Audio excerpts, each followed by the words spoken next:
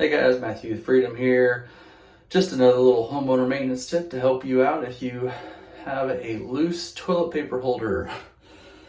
These things always come loose from the wall. That ain't gonna cut it. Usually in my kid's bathroom. But anyway, show you how to fix this here. The first thing you want to do, every toilet paper holder has at least one set screw. These are the set screws.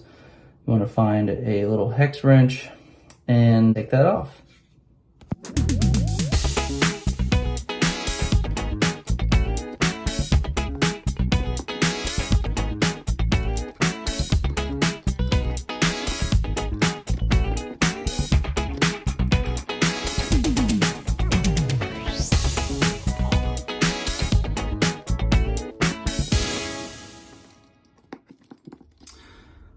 Okay, now we got this off. You can see that there's some little teeth in there, these set screws, and they actually grab on the back of this mounting block here.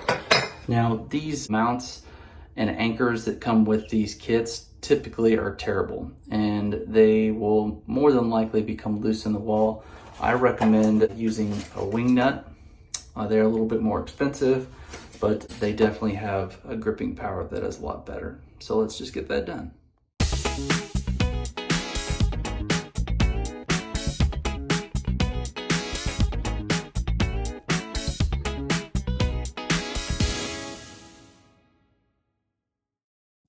Okay, we're tightening these up.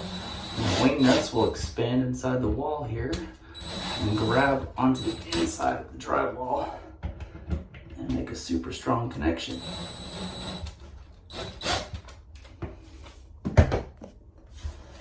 Okay, now our mount is super tight against the wall. Now we can put our toilet paper holder back on and reverse the process with our hex wrench. And we're done.